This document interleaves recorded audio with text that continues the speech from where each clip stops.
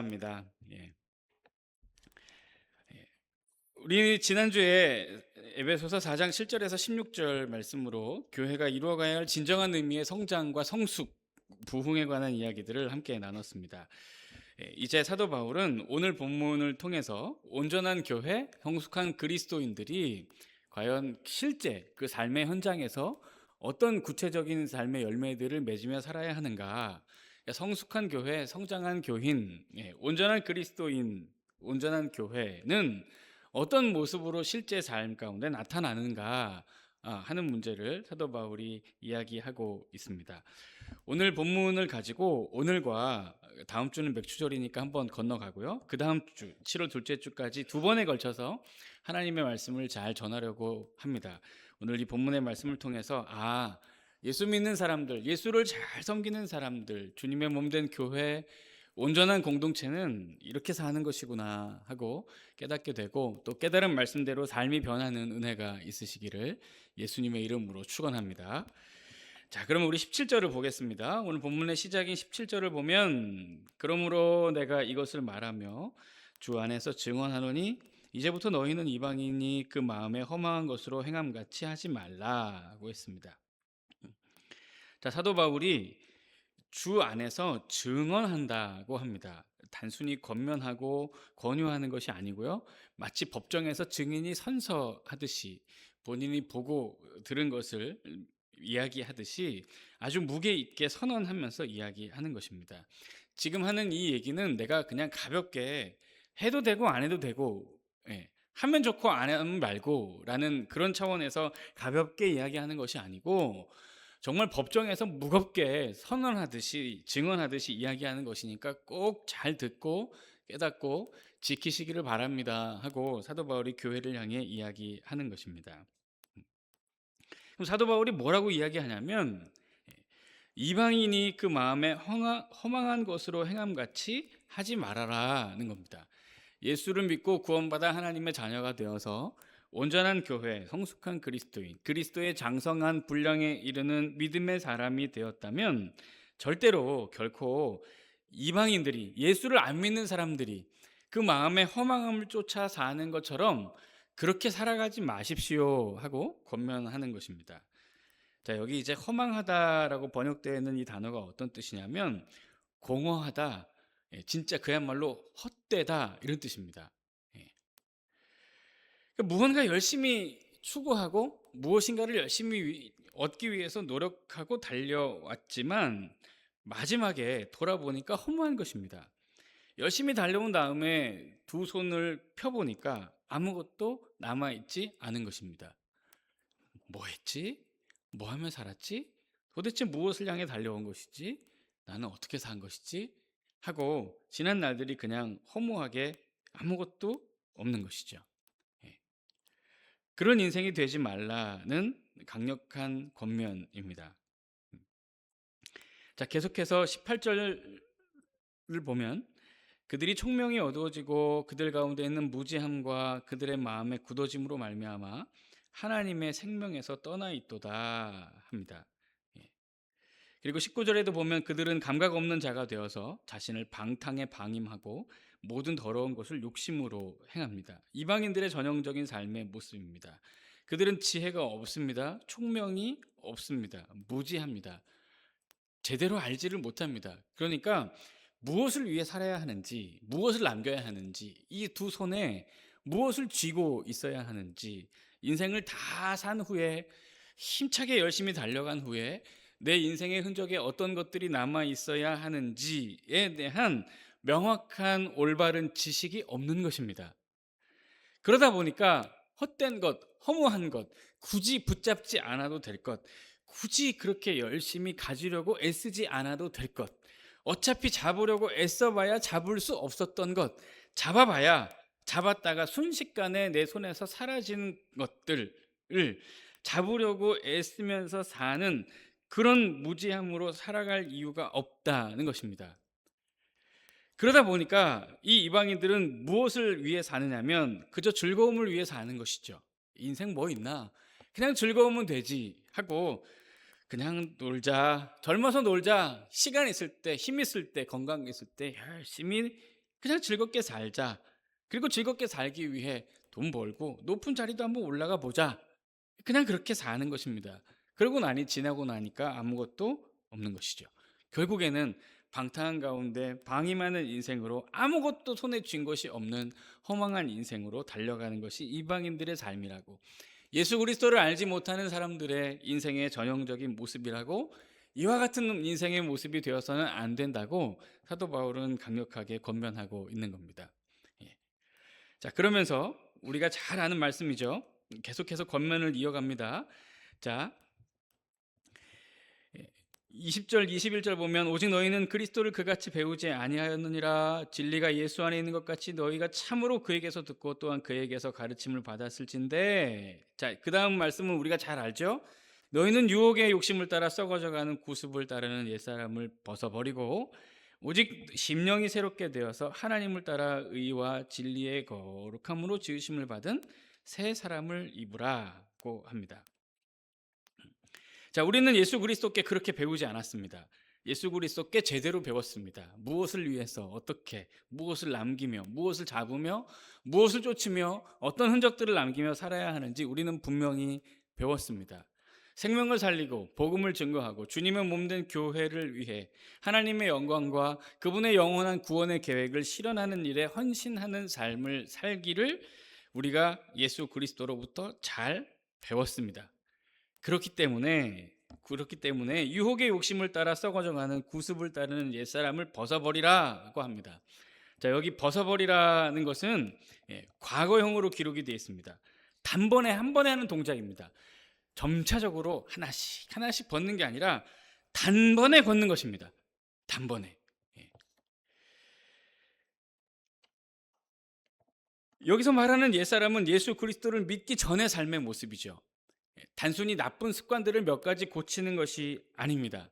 내가 예수 믿기 전에 가졌던 내 생각과 예수 믿기 전에 추구했던 삶의 가치들과 예수 그리스도를 만나고 알기 전에 생각하고 귀하게 여기고 중요하다고 여겼던 모든 것들, 그 가치와 기준들을 다 송두리째 바꾸는 것입니다.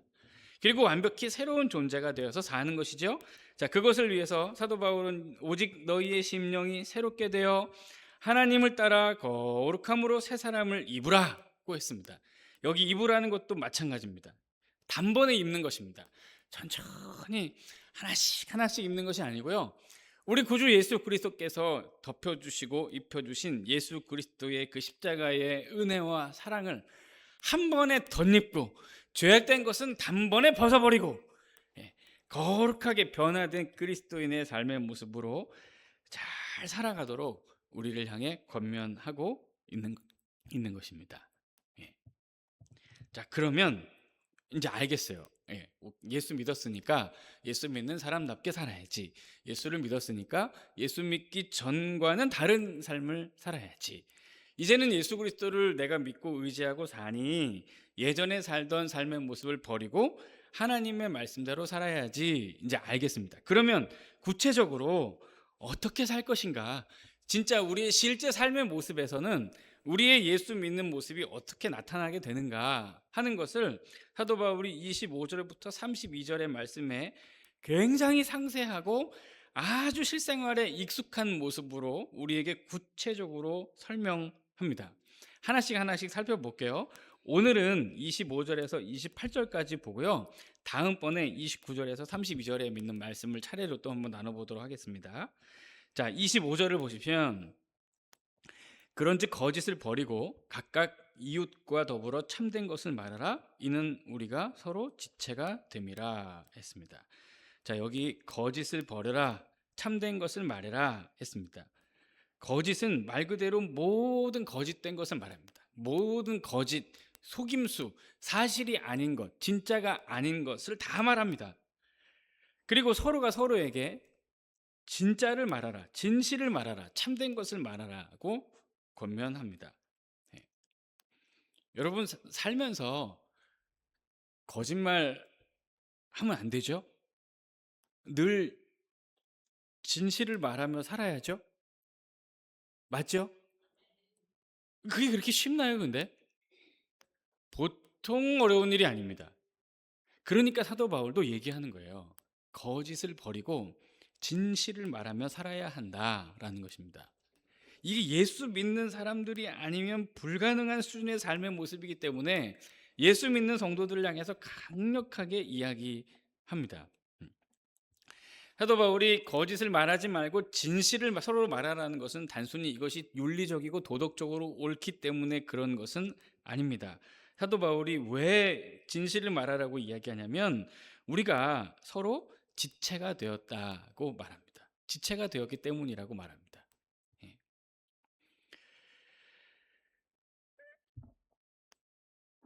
이 몸이 이렇게 있습니다.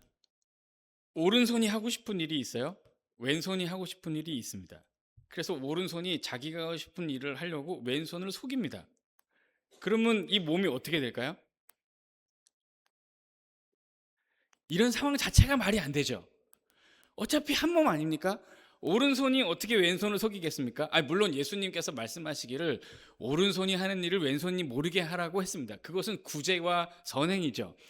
그것은 서로 속이란 뜻이 아니고 은밀하게 드러내지 말고 자랑하지 말고 교만하지 말고 묵묵하게 하나님의 뜻을 따라 선하게 살아가라고 한 이야기지 서로 속이라고 한 얘기는 아니에요.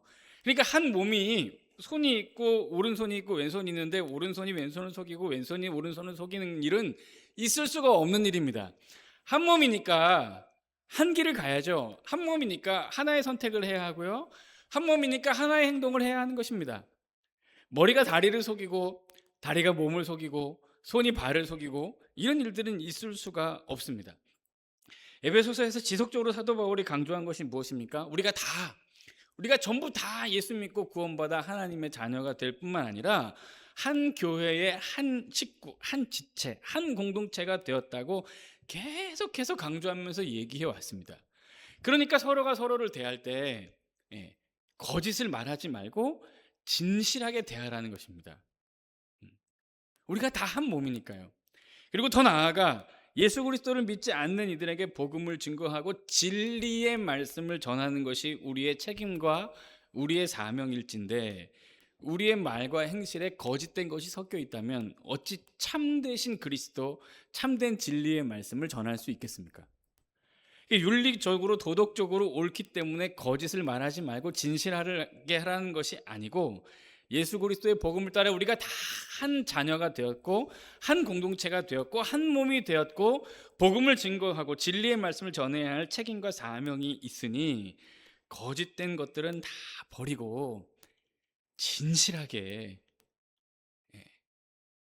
진실하게요. 믿을만하게 한결같이 그런 사람이 되라고 이야기합니다. 이것이 합당한 그리스도인의 삶에서 나타나는 모습입니다. 자, 두 번째, 이건 더 구체적입니다. 26절과 27절을 보면 분을 내어도 죄를 짓지 말며 해가 지도록 분을 품지 말고 마귀에게 틈을 주지 말라 했습니다. 자, 분을 내는 것, 말 그대로 분을 내는 것, 화를 내는 것을 말합니다. 자, 칼빈은 이 분을 내는 것에 대해서 다음과 같은 견해를 밝히는데요. 칼빈은 우리가 분을 내게 되면, 우리가 화를 내게 되면 하나님 앞에서 다음에 세 가지 치명적인 과오를 범하게 될 수 있다고 우리에게 지적합니다. 자, 굉장히 통찰력 있는 지적인데 한번 잘 들어보세요. 첫 번째, 분을 내면 아무것도 아닌 일에 화를 내거나 사소한 손해를 견디지 못하고 사소한 장애물에도 동요를 받게 된다고 지적합니다. 무슨 얘기냐면 우리가 화를 자꾸 내잖아요. 이렇게 계속 화를 계속 이렇게 내면 사소한 일, 아무것도 아닌 일에 계속 화내는 사람이 된다는 겁니다. 그리고 아주 작은 손해, 진짜 별것 아니고 넘어갈 수 있는 것도 넘기지 못하는 사람이 된다는 겁니다. 그리고 사소한 장애물에도 동요를 받게 된대요. 그러니까 별거 아닌 거, 진짜 그냥 이렇게 흘러 넘길 수 있는 거, 그러니까 시간이 지나고 나면 아무것도 아닌 거, 그것 때문에 우리가 막 이렇게 요동치고 마음이 뒤흔들리게 되는 그런 위험성이 분을 내는 것에 있다고 지적을 하는 것입니다. 자, 두 번째는 뭐냐면 분을 내게 되면 이제 과도하여 절제할 수 없는 상태에 빠지게 되기도 한다고 지적합니다. 자, 화를 자꾸 절제하지 못하고 자꾸 화를 내게 되면 이제 어떻게 되냐면 절제할 수 없는 수준으로 화를 내는 사람이 된다는 겁니다. 예. 그러니까 절제할 수 없는 수준으로 화를 낸다는 것은 이성을 잃는 것이죠.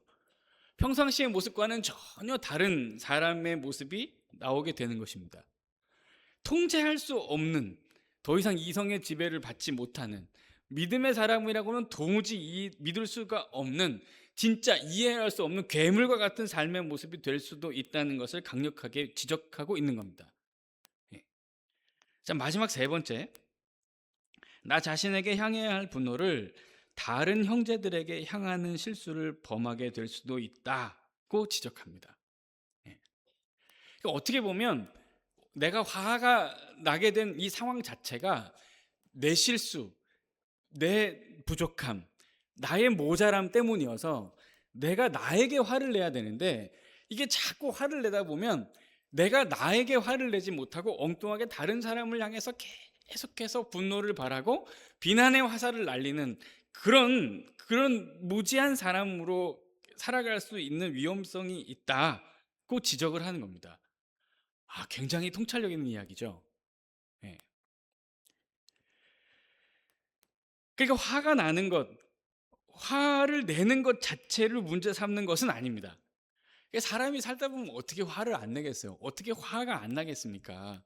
특히나 뭐 이렇게 더운 여름에 그냥 막 땀도 나고 하면 그냥 지나치다가 부딪히기만 해도 짜증도 나고 화도 나고 그렇겠죠. 그러니까 화를 내는 것 그 자체를 문제 삼고 있는 것은 아닙니다.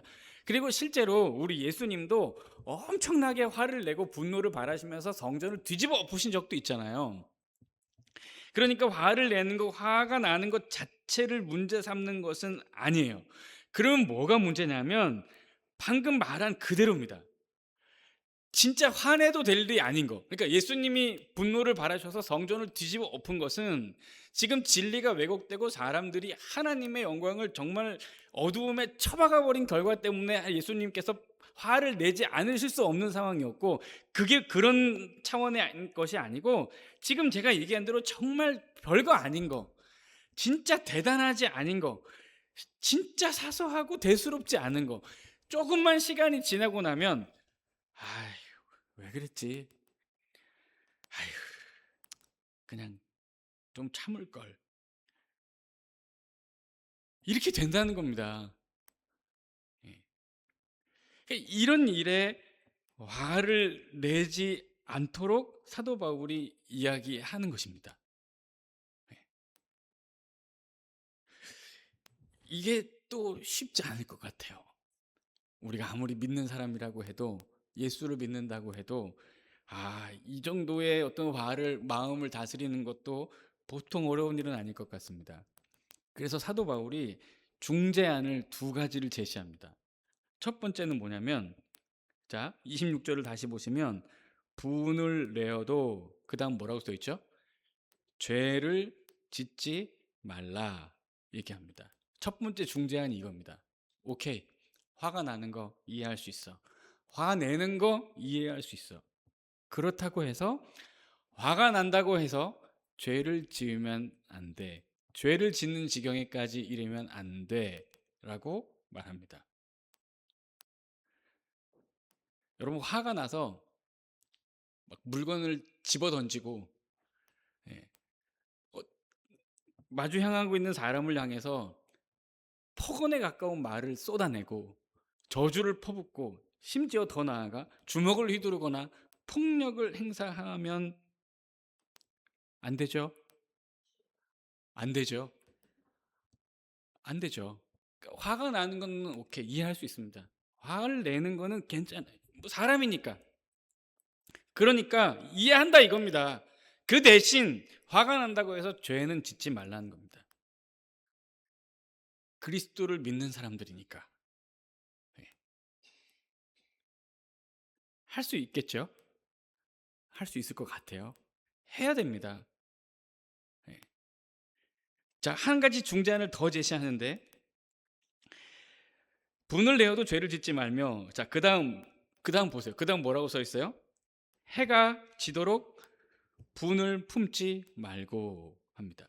해가 지도록 분을 품지 말고, 내 안에 들었던 분노의 이 화의 감정을 해가 지도록 계속 갖고 있지 말라는 겁니다.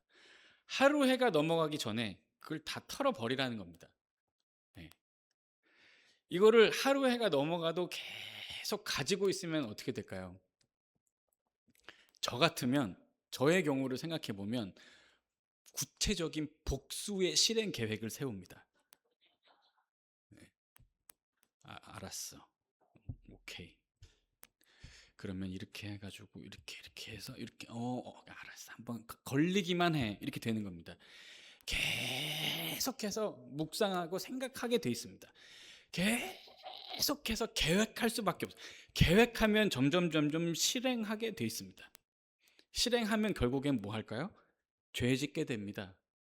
그러니까 하루 해가 지도록 분을 품고 있지 말라고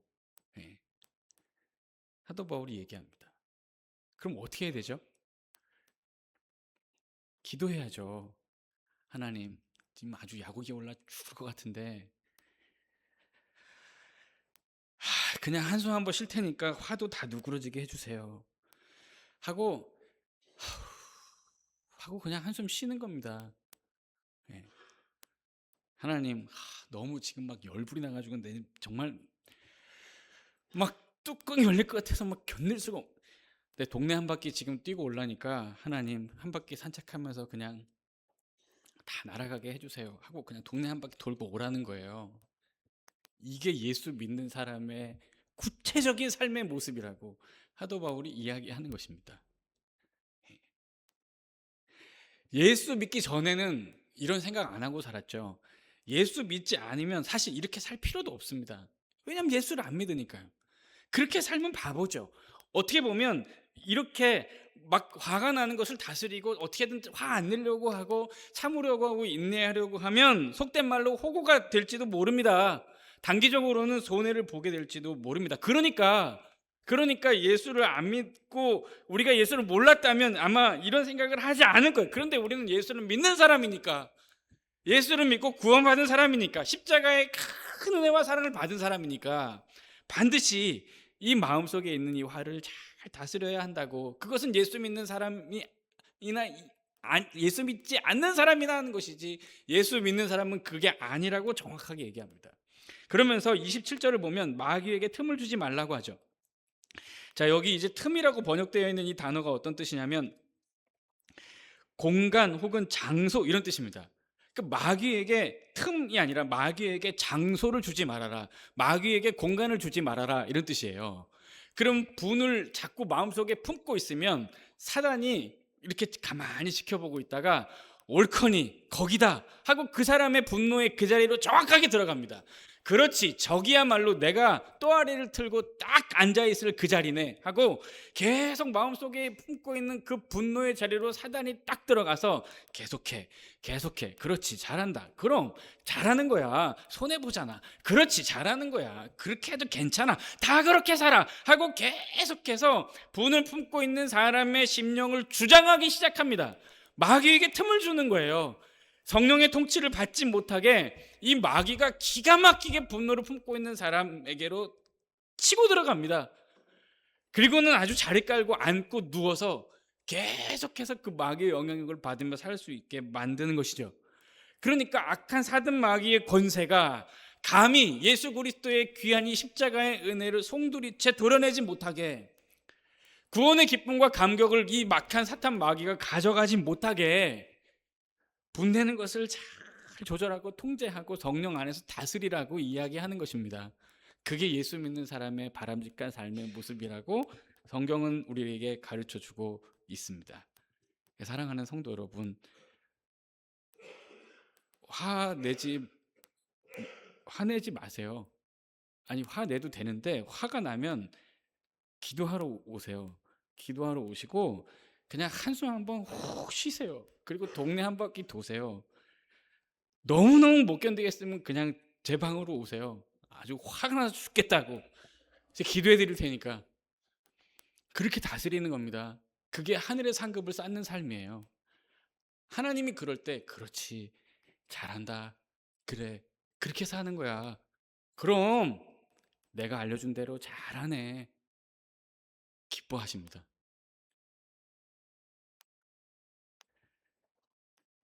자, 세 번째 28절로 가볼게요. 28절 보면 도둑질하는 자는 다시 도둑질하지 말고 돌이켜 가난한 자에게 구제할 수 있도록 자기 손이 수고하여 선한 일을 하라고 합니다.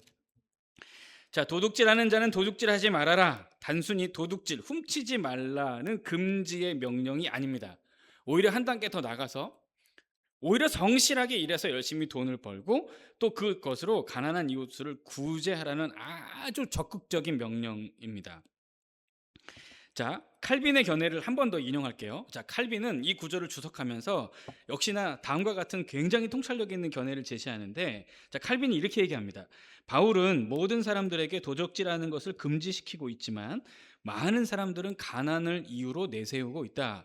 아무리 힘들거나 불화가 있는 처지라고 할지라도 이것이 다른 사람을 해치는 구실이 되거나 자기 형제들의 궁핍함을 도와주지 못하는 핑계가 될 수 없다라고 했습니다. 이 무슨 얘기냐면 사도 바울이 도둑질하는 사람들의 이야기를 가만히 들어보니까 도둑질하는 사람들이 왜 내가 도둑질을 했냐고 얘기를 하냐면 가난해서 그랬다고 얘기하는 겁니다. 내가 먹고 싶은 것이 있고 내가 갖고 싶은 것이 있고 사고 싶은 것이 있고 꼭 필요한 것이 있는데 내가 돈이 없어서 그것을 살 수도 먹을 수도 얻을 수도 없었습니다. 그래서 훔쳤습니다 라고 얘기하더라는 거예요. 가난이 이유가 되어서. 그런데 이 칼빈은 뭐라고 이야기하냐면 사도 바울의 이야기는 그렇다고 해도 아무리 힘들어도 아무리 어떤 불화가 있는 처지라고 해도 이것으로 말미암아 다른 사람을 해하는 구실이 되거나 자기 형제를 돌보지 못하는 이유가 될 수는 없다고 굉장히 단호하게 선언하는 겁니다. 그럼 여러분 한번 진지하게 잘 생각해 보세요. 자, 이 도둑질한 사람이 자기가 도둑질한 것의 근본적인 원인으로 무엇을 얘기한다고 했어요? 가난한 자기의 상황과 처지가 근본적인 원인이라고 이야기를 지금 합니다. 도둑질을 하는 사람이. 자, 그러면 가난하고 그래서 돈이 없어서 먹을 것이 없고 입을 것이 없고 마실 것이 없고 필요한 것을 살 수 없어요. 가난해요. 그러면 가난해서 가난하니까 돈이 없으니까 다른 사람의 물건을 훔쳐도 되나요? 이유가 됩니까? 예. 다른 죄들의 예를 한번 들어볼까요? 뭐 불륜이나 외도를 저질렀습니다. 외로워서 그랬다. 심심해서 그랬다. 배우자와 관계가 좋지 않아서 그랬다. 어떤 이유를 대도 이유가 안 되지 않습니까? 예. 그러면 조금 전에 얘기했던 분노의 이 논리를 그대로 한번 대입해 볼게요. 자, 어떤 사람이 막 화가 나서 물건을 막 집어 던지고 상대를 향해 욕설을 막 하고 폭언을 하고 저주를 퍼붓고 심지어는 폭력까지 행사합니다. 자, 이 사람에게 묻습니다. 아니, 왜 이렇게 화를 내는 거야? 왜 그렇게 분노를 참지 못하는 거야? 라고 말하니까 이 사람이 뭐라고 얘기하냐면 나 화가 나서요. 나 화가 나서 그랬습니다. 아니, 그러니까 왜 그랬냐고. 나는 원래 화를 잘 못 참는 사람입니다. 나는 분노를 잘 못 다스려요. 나는 화나면 한번 확 뒤집어야 되는 사람입니다. 그래서 그런 겁니다. 라고 얘기하는 겁니다. 아니, 그럼 원래 성질이 더러운 사람은, 원래 화를 못 참는 사람은 막 집어 던져도 되나요? 아니, 원래 화를 잘 못 다스리고 원래 화가 많으면 막 사람들에게 저주를 퍼붓고 막 사람들에게 폭언을 하고 폭력을 행사해도 되나요? 이것이 정당화될 수 있는 것입니까? 원래 그러니까 나는 그런 사람이니까 그래도 된다. 누가 그럽니까? 그건 예수 믿기 전이나 그러는 것이고 예수 믿는 사람은 그렇게 사는 것이 아닙니다. 나는 원래 그런 사람입니다. 그러면 나를 이해하라는 것입니까? 나는 원래 그런 사람입니까? 나는 원래 그런 사람이니까 이해하시고 그래도 나는 뒤끝은 없습니다. 무슨 말도 안 되는 얘기입니까? 마음대로 성질 다 내놓고 뒤끝 없다 그러면 어떡합니까? 뒤끝은 당한 사람한테 생기는 거죠. 다 저질러 놓고 뒤끝 없다 그러면 뭐합니까? 그런 얘기는 믿지 않는 사람들이나 하는 얘기라고 하는 거예요. 믿지 않는 사람들이나 예수 믿기 전에나 그렇게 사는 거라고요.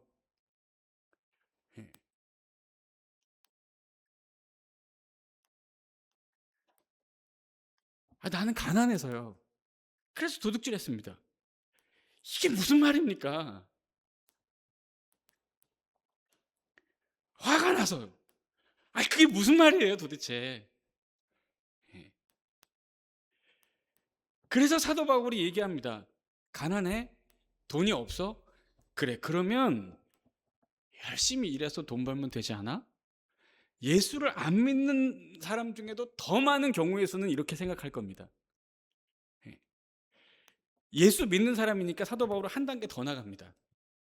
그래, 가난한 사람의 마음을 헤아릴 수 있겠네. 그래, 네가 가난하니까 가난해서 도둑질까지 하고 싶어하는 그 사람의 마음을 헤아릴 수 있겠네. 그러니까 가난하니까 열심히 성실하게 일해서 돈을 벌고 그 돈으로 도둑질이라도 해야 되겠다라고 생각하는 그 사람까지 도울 수 있는 사람이 되어야 하지 않을까요? 그것이 예수 믿는 사람의 삶이 아니겠습니까? 라고 이야기하는 것입니다. 예.